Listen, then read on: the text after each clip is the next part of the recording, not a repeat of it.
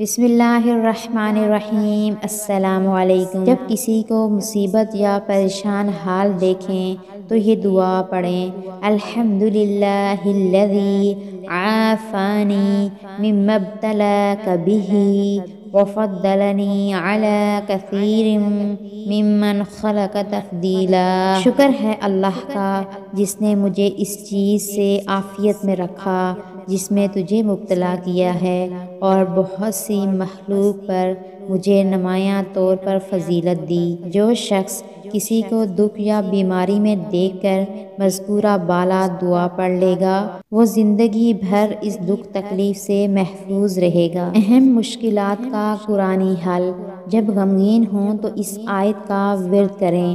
سورۃ الانبیاء کی آیت ہے، لا الہ الا انت سبحانک انی کنت من الظالمین۔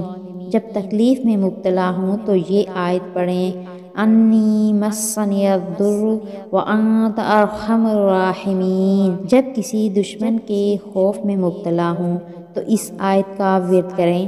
سورہ آل عمران کی آیت ہے، حسبنا اللہ ونعم الوکیل۔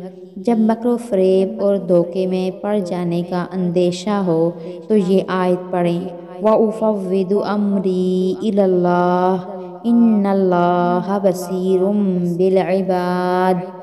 اگر آپ کسی بڑے غم اور کسی مصیبت میں گرفتار ہیں تو کثرت سے اس دعا کو ضرور پڑھیں، انشاءاللہ اس کا فائدہ بہت ہی جلد ہو جائے گا۔ دعا یہ ہے، لا الہ الا اللہ العظیم الحلیم، لا الہ الا اللہ رب العرش العظیم، لا الہ الا اللہ رب السماوات السبع ورب الارض رب العرش الکریم۔